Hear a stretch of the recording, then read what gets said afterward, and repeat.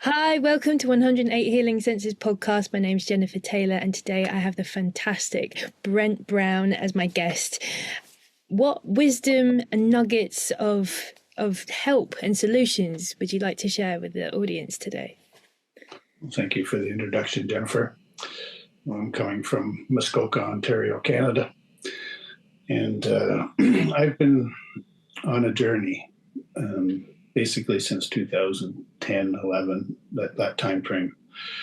That started with some deep truths about healing our bodies, and I was very concerned about all the things that I'm going to say our medical system falls a little bit short of, where we have these immune deficiencies, and we have nervous system disorders and all kinds of injuries that are very slow to heal, and those types of things. So we have a foundational health within our bodies that just automatically does things for us, and we expect it to continue to do so as we go through life. And when that system starts to fail us and we start to look inside, biologically, and we end up on medications and doing different things to try to understand what these failures are.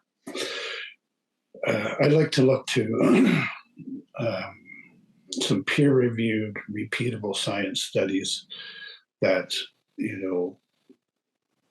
put some confidence in us that there is another way. And those studies come from the HeartMath Institute in California, who have exhaustive research on the heart's role in our health and wellness, our interactions with other people, just every single role that the heart plays within our bodies, in our lives. Now, some of them studies are very profound. And I remember in early 2010, 11, somewhere in that time frame, I watched a Greg Braden video where he was talking about the studies of the HeartMath Institute. And there was one that is never going to leave me because of its profound results. So it was the HeartMath Institute was studying the heart's role in anti-aging. Mm-hmm. So basically, they were into the telomeres and the telomerase in our bodies, and they put together a study where they would watch the DNA in real time inside the body through inserted microscopes and things like that. So they were tuned in to the DNA in real time. Mm-hmm. So to bring the heart into the role, they had the person watching a series of videos that were little short clips that would take the person emotionally into a certain state, and they could witness their reaction in real time. So this spectrum of emotion took the person from negative things to a stagnancy, and then to the positive emotions. And what was discovered was that the DNA does very specific things in an emotional state. And, it goes from shutting down completely in some very negative, aggressive emotions to opening up and expanding and firing off cells like it normally would. And then something happens in positive emotion. So we know that every time the DNA replicates a cell, a little piece of it leaves, and therefore the next time there's a tiny piece missing, and we have aging, and this is how we age. Right. Now, we also know, we know for sure that there's an enzyme in the body called telomerase that is designed to come in and heal that telomere and restore it so that aging does not happen in such severe states. But it does not do it. And, we've created supplements and things that where we can increase the quantity of telomerase, thinking there's not enough, and that's the reason. But it's actually a process where when you get into an elevated positive emotion, where goosebumps come into play and things like that, this telomere itself seems to go through a signaling process that signals the telomerase to come in and do the repair, but only in that presence of that quality positive emotion we get anti-aging at its finest.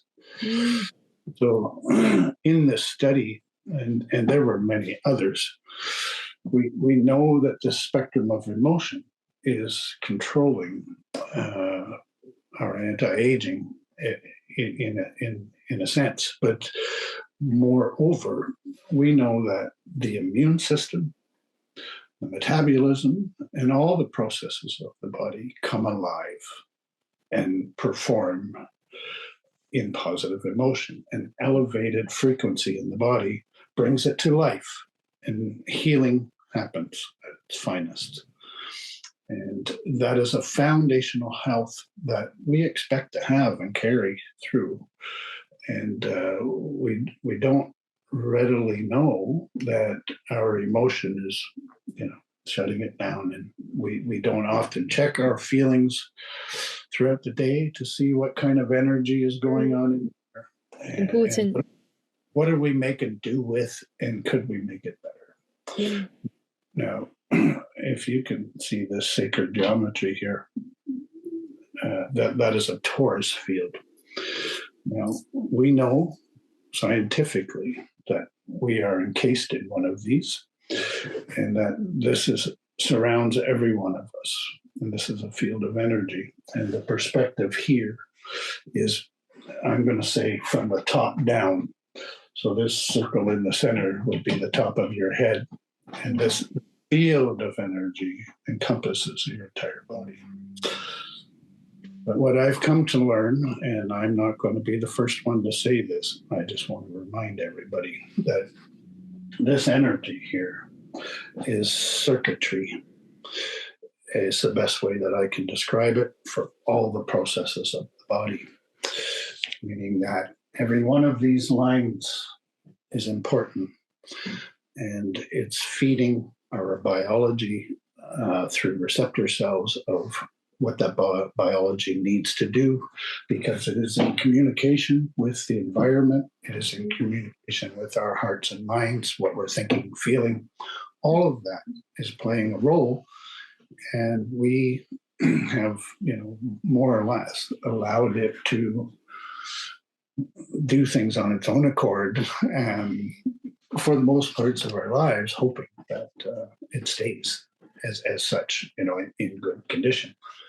But what's been discovered many years ago is that every time that we have an emotional circumstance in our lives that our heart cannot see past, meaning that there's a blockage of emotion. What literally happens, when we can't find a way to see it differently or let it go, you get one of these, and that's a blockage. Yeah. Now, Yeah. that flow has been interrupted to that biology by way of a blockage, an emotional blockage installed by the heart. Yeah. Now, I've had clients with 6, 7, 8, 9, 10 of those. That's a worst case scenario, but and imagine the human body in the center being blocked from 9 or 10 streams of data to the biology. Stuff's going to start to go wrong. We're going to have injuries that are very slow to heal. We're going to have nervous system disorders. We're going to have immunodeficiencies. We're going to have all kinds of things that, we don't understand why, what's happening here biologically with me. I don't feel well. Yeah, something doesn't feel right. Correct. And now let me just say that what I do is extremely intuitive, and it comes from a past life regression connection that I made many years ago in 2010-11 timeframe. But it is not unlike the processes that there's a wonderful lady out of New England named Eileen McCusick that has created a whole biofield tuning industry and study. She's taken the time, I believe it was 26 years, to map this field and segregate it with subject matter in different areas that really help when you are dealing with a client that has blockages in certain areas. You can almost pinpoint the date, meaning the time frame, 10 years ago, 20 years ago, 15 years ago, and the subject matter, more or less. And her methodologies and all that she discovered, I love to use the maps that she created because they're very helpful with the clients. So that system that she does, there are biofield tuning practitioners all around the world. And what is nice and that the world needs to know is that we always go to doctors when we're ill and we look for help. But when we are struggling to get conclusive answers and results in our bodies because of things being slow to heal or not responding at all, we need to look here. Okay, so yes, do all the things that you normally do, but when it is not effective for you, we need to look at this field. And it's the nice thing about it is that there are many ways energetically to improve the field. But some of these blockages that we can install in these lines are very well rooted, and they often don't leave us through a massage or a Reiki session or quantum touch. Sometimes they do. It depends.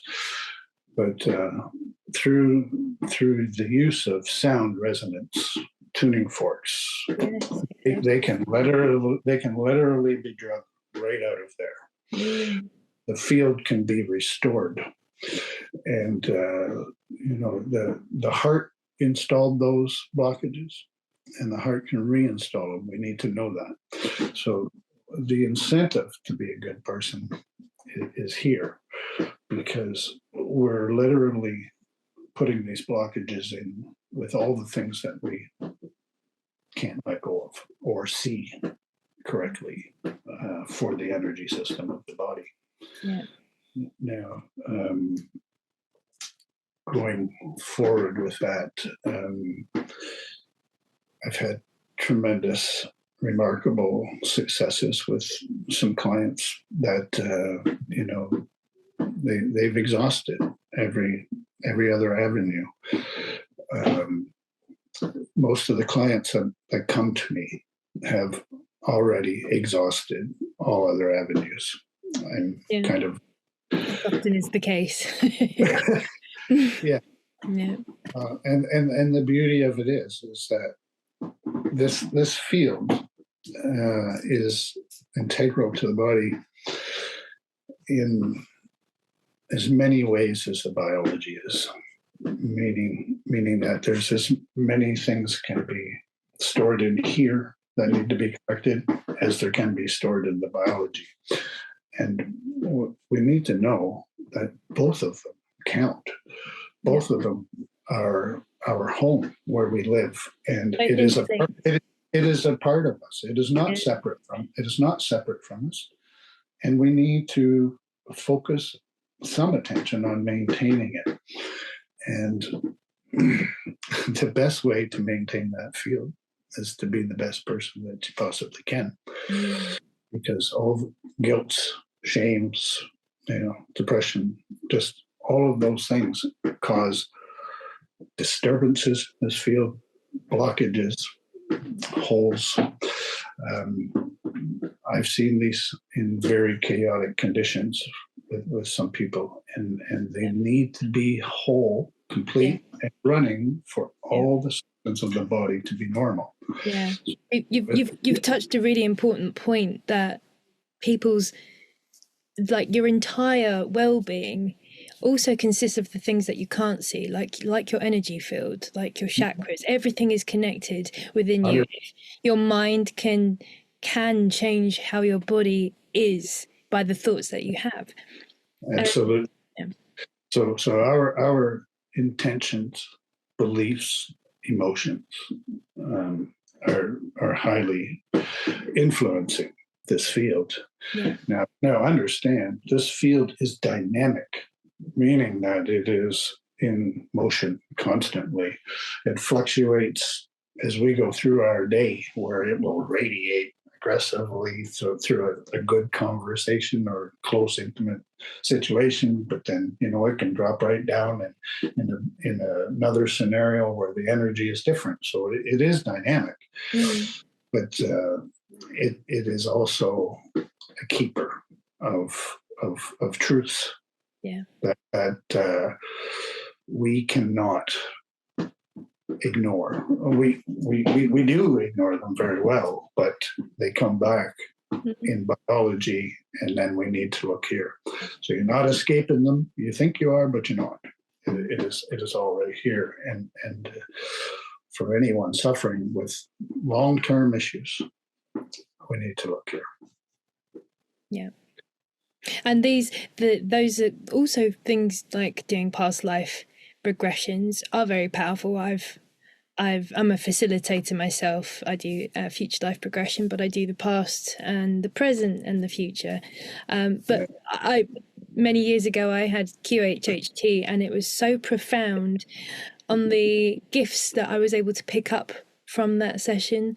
And as I've gone on and done FLP, also been able to help to heal those aspects of things from that happened in the past that were trickling into my present lifetime. But when you're able to acknowledge the challenges and the destructive natures that may be affecting your life, it may have actually started way before this lifetime, and that information gets stored in your auric field, in your macabre. Yes, I have. I've been aware of QHHT for quite some time, and I haven't done it myself yet, but I'll have to give you a future life progression session. How about that? I would love that. Book it in after this. The past life regression was so profound for me that I went through many changes, and my curiosity was, I'm going to say, appeased at that. I haven't had a driving force in me to want to look farther, but yes, it was a very real, very profound experience where I was literally feeling emotions of the people I was looking at, and one of them was me, and seeing yourself in other lifetimes and knowing and feeling as that character was a very profound thing for me, and it changes who you are as a human being here and now, because your deep-seated beliefs about what this is all about, and the perspective changes, and you start looking and valuing things differently. And also, I think acknowledging and recognizing that you have more than one life. This life is not finite, so there's nothing to be sad about when you do transition to your next phase of existence. Exactly. I feel like that's such a profound thing about doing past life regression and future life progression. It's so powerful that it can totally shift your energy and snap you out of a funk that you might be in, or you're just really struggling in that moment, but it can really be life-changing. 100%, Jennifer. I mean, I lost all fear of death after experience, because I knew so deeply that this is not all there is. And, it does encourage you to do the best you can with this one, to provide for the next one, because we now have the awareness and the opportunity to grab a hold of that and make a difference here and now, so that when you do step into the next life, you've prepared for it a little bit better than probably you did in the past, right? And you're right. It's preparation. And I think, sorry for cutting you, it came in quick, and it was, if you were to think about how can I give my soul the best possible chance in my future life and also my past lives by working on myself now in this life, things start to shift, because it's almost like they sure do. They sure like do. your own lineage, but it's you throughout time. If you were to consider yourself parent and child of this, you're always in this, and then turning into that wise grandparent as well, and then coming back to child again. And how can you best benefit yourself in the future? Yeah, absolutely. Yeah. Work on yourself now. so not just our biological health right here in the current time, but everything that you just said is contained here as well. And this field is actually more of what we are than these bodies, because when these bodies are gone, this will still exist. This will move into another body that we choose. Now, knowing all of that is so comforting, and as difficult as life is for a lot of people, and we get down on it. It's because we don't know and see the bright side of what all is involved here, and it really does provide zest for life, to work with these fields of energy, to try to be the best that we can here and now, and prepare for the next one. So just giving people back, some of their biological health, that pertains to this field is my main gift, to try to make sure that this is whole. I mean, you can look after what you're eating and what you're watching on TV, but you need to know that when we're feeling emotions in our heart, I don't care if it's a movie, and I don't care if it's real life, because your heart doesn't know the difference when it gets into that emotion.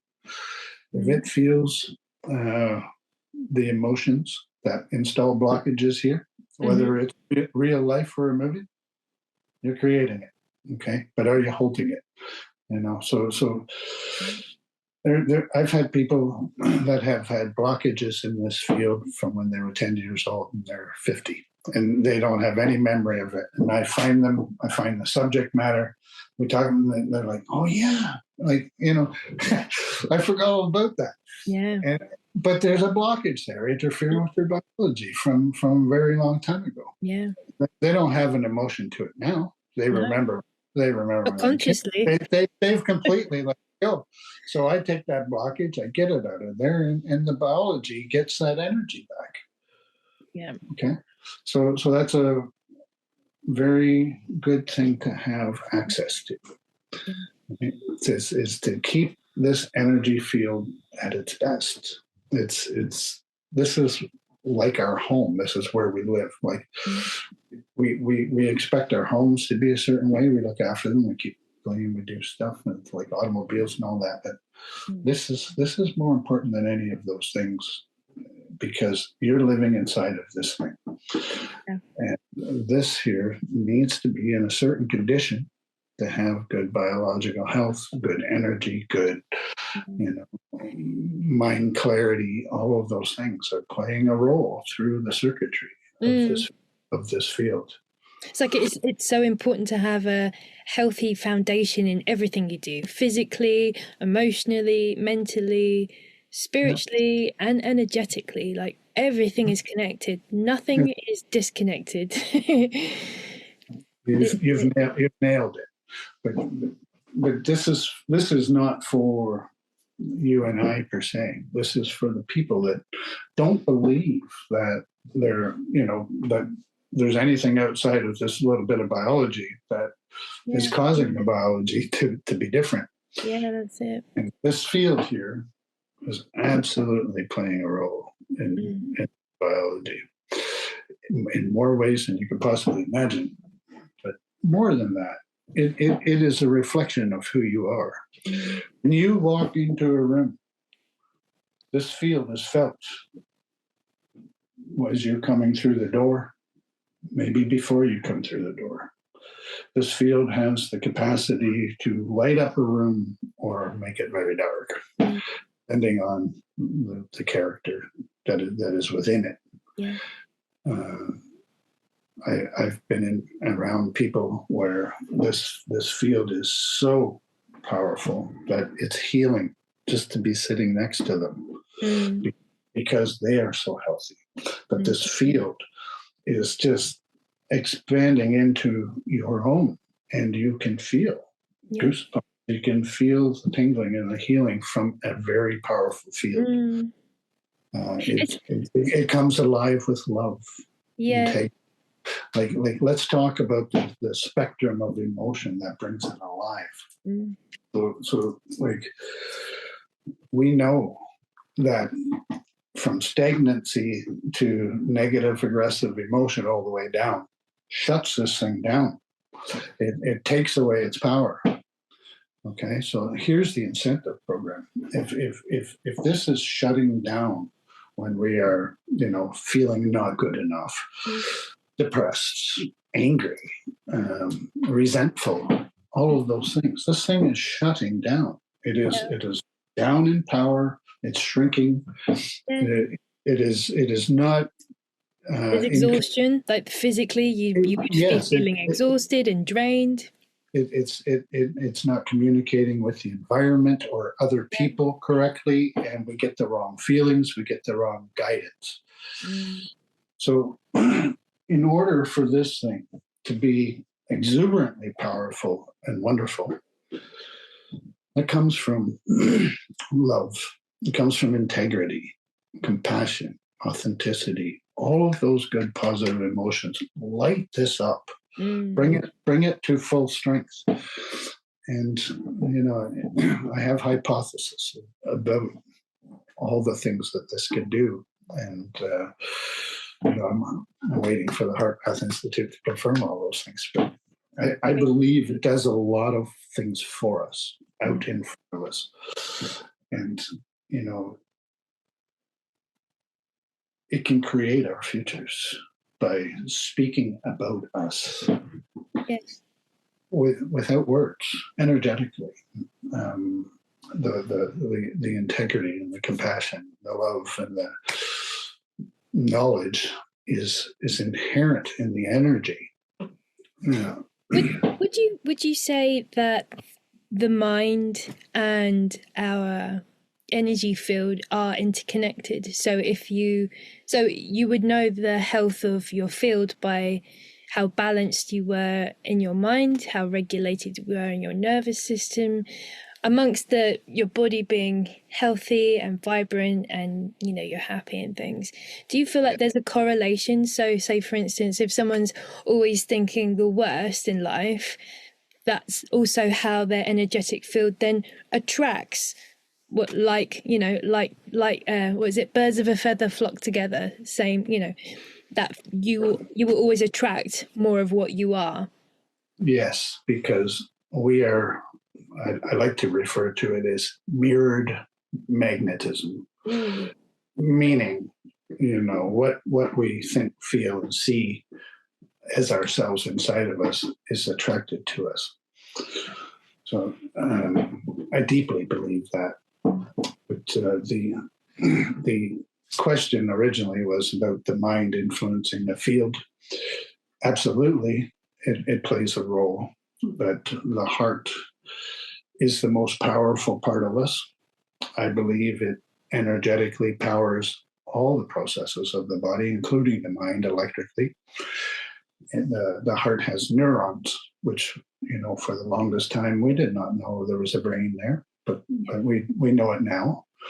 And yes, our brain and our pineal and pituitary glands, everything is playing a role in our health.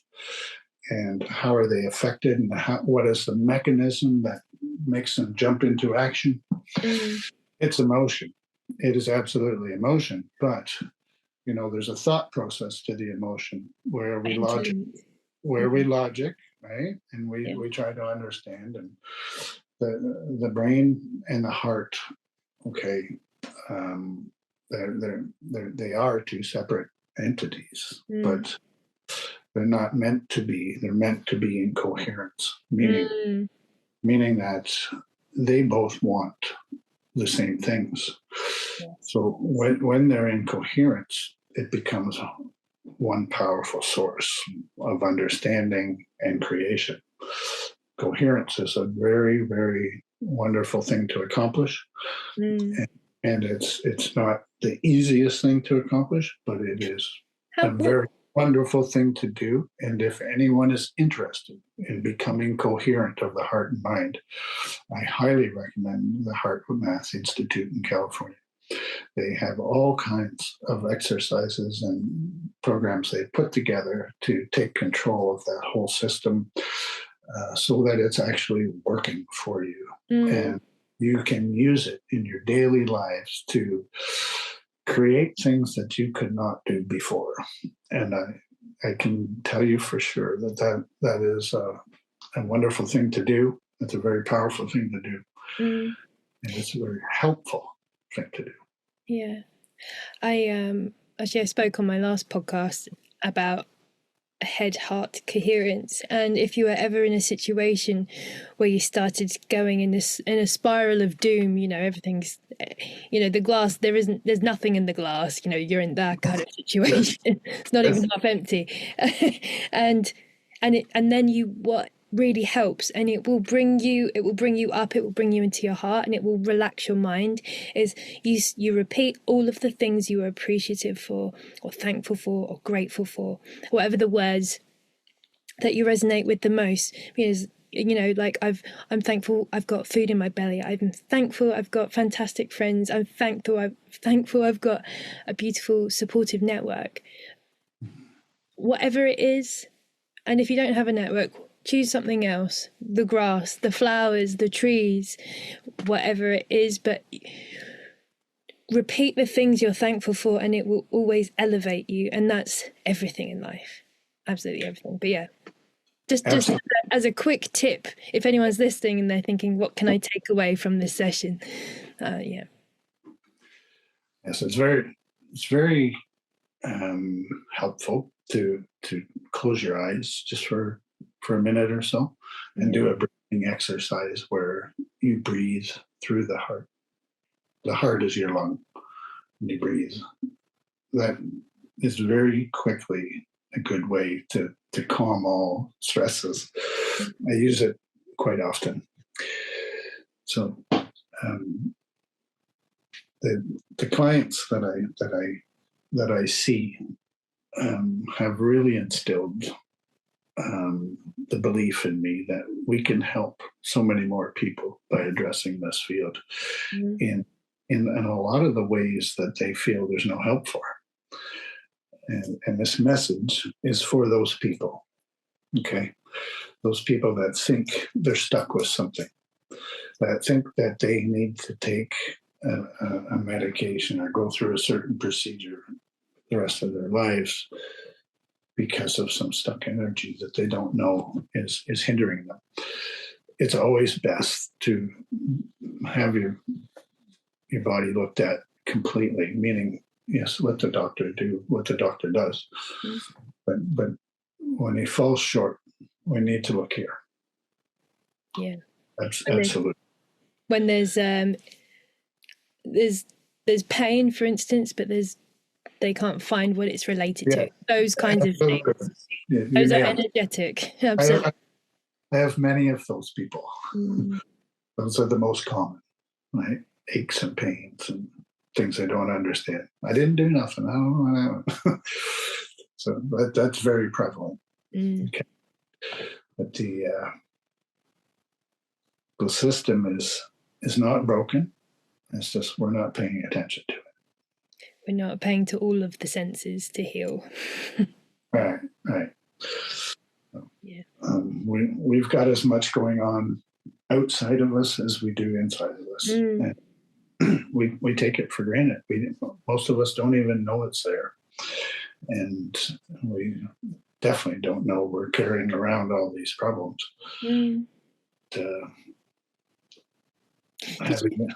Did you have a self-healing journey that brought you to this point, or what was your journey? I did. My journey is multifaceted. It came in many different ways. I had this thing right from the earliest age I can remember, where if I was around someone that had been hurt, or they were sick, or they were just down, I had this huge desire to want to be holding them. I never really understood it, and often I couldn't hold them because I guess it wasn't possible. I had to get away from them. So, like, if I couldn't be holding them, then I couldn't be near them, because I could just feel this energy that wanted to envelop them, right? Like it was dying to get out of me, and I feel this pull towards to get to this person and hold on to them. And oftentimes they're in a stress state or something, and they don't want some little kid holding on to them. So I dealt with that for the longest time. It was still in me as a teenager, and then I kind of forced it out, where I really ignored it for a long time. But it came back. Came back very big in past life regression. I understood that. So when I went to past life regression, you need to have some questions that lead you to the event that is in question. And I had a couple of questions, and one of them was that what I just told you, and the second was I had a tremendous fear of dark water, and I couldn't look at dark water without my stomach flipping and this cold sweat and just this tremendous fear. So both of those questions were answered in all their glory in past regression, and I understand them both. And I can say that I no longer have a fear of dark water thanks to that past life regression. And the reason you and I are here talking right now is because of that past life regression and what it led me to with understanding this need to hold people when they're sick. I have a very deep history with healing people, their energy field in particular. That's wonderful. Yeah. And that's what it's all about, isn't it? I think the souls that want to help the most, they go through their things, they have their experiences. Some might reject until the time's right, and then it's you're all in. You're all in. Yeah. So, like my connection to whom I was in that ancient time as a healer of this field for people, that was the most amazing, vivid experience that will never leave me, and I cannot believe that it took me until 2010, 11 to discover this person inside of me. But it is a wonderful feeling of comfort, home, love, just having all of that available now. When I saw the past life regression and I saw who I was,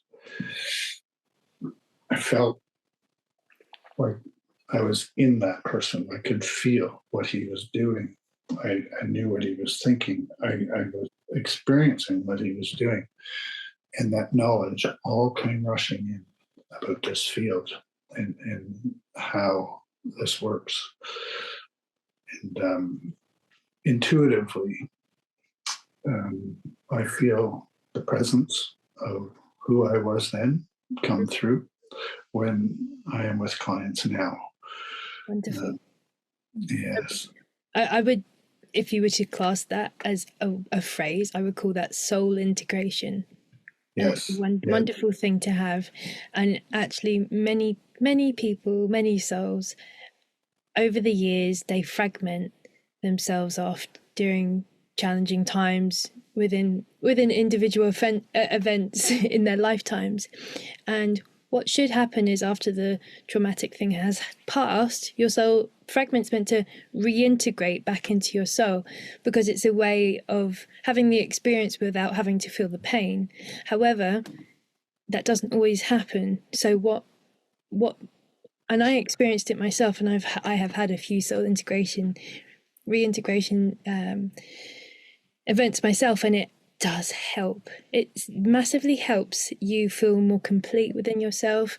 It can integrate the past gifts or insight that you had from past lives.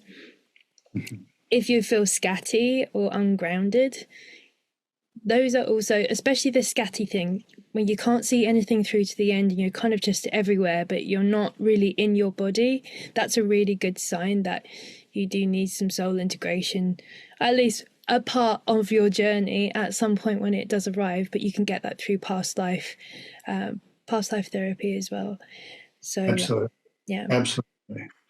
And the most grounding feeling that I've ever had was having that soul integrate. It's a very comforting, wholesome feeling of content in your own body. And I feel, as we're talking about these energies, there's one point that and this is me hypothesizing through my experiences because I felt it. But I believe that we tune in to aspects of other lives that we've had through our base frequency, meaning if we were a person, say, of love or high integrity or things like that, there's a frequency to that in the body that would be created. Like if you closed your eyes for a few minutes and you walked your heart and mind through what it means to be fully integral and have integrity and genuinely care about things and have compassion, stuff like that. That puts your body in a frequency of cells vibrating differently. And to me, that is a channel that we just tuned into. Yeah. And when we have thought processes from that frequency, we get answers from that frequency. We get integral answers. We get quality answers when we are trying to seek from a certain vibration. Now, this whole spectrum of vibration, right down from the ruthless killer to the best. There's all of these aspects. The information we are tuning into is coming from whatever vibration we're tuned into when we're seeking. Yes. I fully believe that. And often when I have clients, I will sit and do a little 5-minute, I wouldn't really call it a meditation, but it is more about me getting into a state of vibration that is going to be helpful to the client that's coming. Meaning that, you spend a few minutes with your eyes shut and you bring your body to a certain vibration of energy that will be helpful with the client that's coming. It's just another way to have this field interact with the field that's coming and have it go well. Yeah. And also, I think learning, I know we are starting to, at least energy and being able to manage your emotions and your own energy, which really is just energy in motion, emotion, energy. It's the same thing. And I do feel as time goes on, like now and just going forwards, when people really want to be able to manage themselves so they're not spilling their gunk onto others in that kind of process of self-responsibility, is Right. is that okay? Well, how can I transform and alchemize my emotions that may come up if anger comes up? Or how am I meant to deal with that? And there are ways, like use that anger for good. So maybe give your house a good clean, or go for a walk, or work out something that is productive, but not something that if you were to consistently do over time would be destructive or hurt you or others. And that's quite a good thing. If you can see any like negative emotion and turn it into a positive creation, that's a really great way to just navigate yourself. And you need to know that when you make the effort to do things like that, you are helping not only your field but the field of the person you're interacting with. Yes. You know, this is the incentive to be a better person. Okay, and what does the world need right now? They need an incentive to be better, and this is an incentive to be better. If you care about your own biological health and the world you're living in, and you know, knowing things about people that you're interacting with, this thing needs to be fully intact and functional.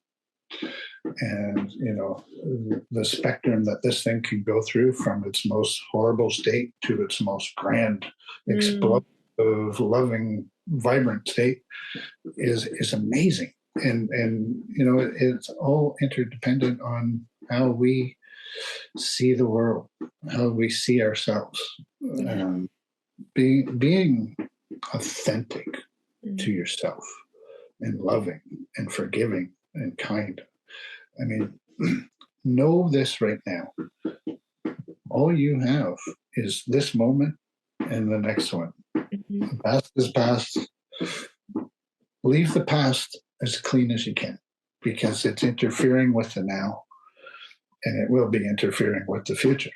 Clean it up, let it go. Yeah. Get this thing in shape and start shining. And life changes.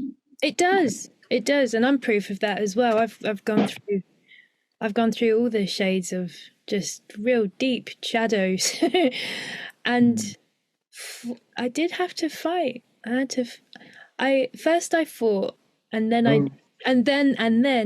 I realized that I needed to devote myself to love and what love could do for me. So it is a journey, and I think it's so put into all of us, like, you gotta fight for love.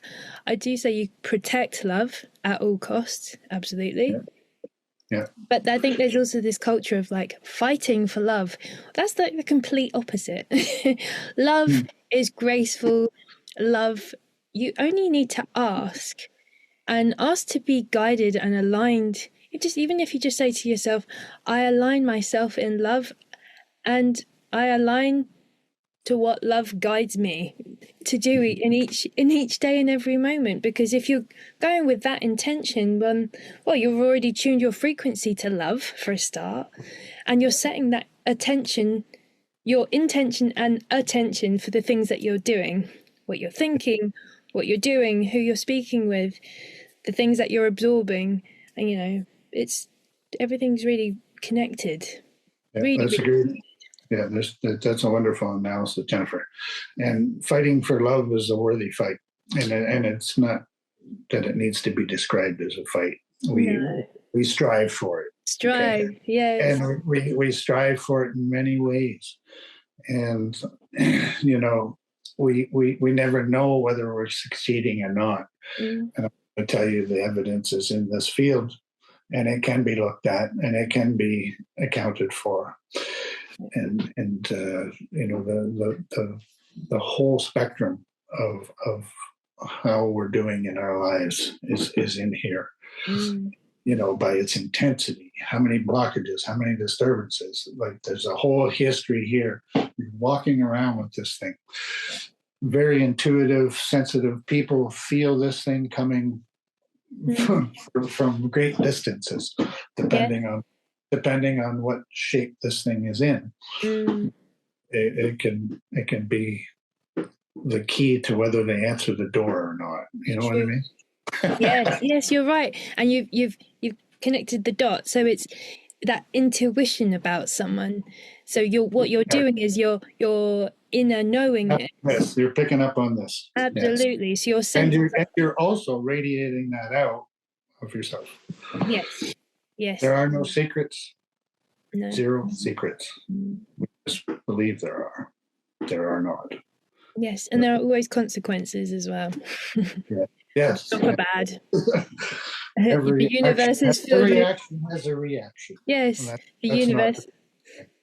Cause and effect, absolutely. Yes, and that also happens here. Yeah. Do you have any other questions that you'd like to ask me, Jennifer? Are there any things that you feel are particularly important takeaways for the lovely audience watching right now? Oh, there's so many. There are so many. But I'm going to say, find yourself, who you truly are at your core, and fall in love with that person. And be kind to it as you would any other person that you just met. The love that you have for yourself is evident here. Okay. And the deep beliefs of, the injured elbow or just all your flaws and things like that, they can all heal this field when we love ourselves and we realize that this life is just one of many, and we can prepare for the next one, but we can make this one that we're in right now the best that it can be by enhancing this field, because this field is interacting with others ahead of you. The things that you fear and expect are going to happen are in this field. Get them out of there. Get into love. Get into confidence of who and what you are, and what all this power is that is radiating off of us, and use it for your benefit. We have that ability. Thank you, Brent. That was wonderful. Yeah, and absolutely, I agree with every word you said. Always come back to love. I have many notes here, and I haven't read one of them yet. It's already in you. It's already in you. It is so in me.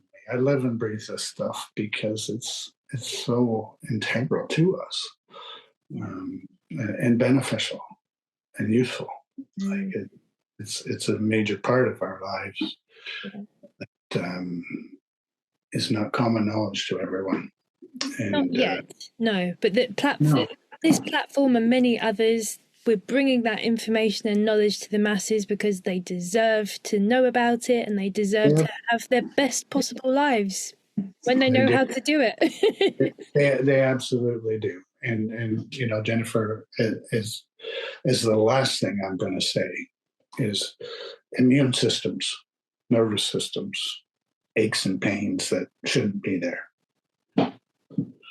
Start looking here, please. If you want to heal, make sure that this is intact. That's the most powerful thing that I can offer you. Wonderful. Thank you, Brent.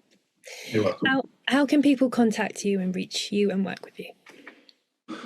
Well, I'm just a one person thing here right now, but they can reach me through my website, which is beachenergyheal.com, and through Instagram at beachenergyheal. Okay. And I will respond to all communications that that I receive.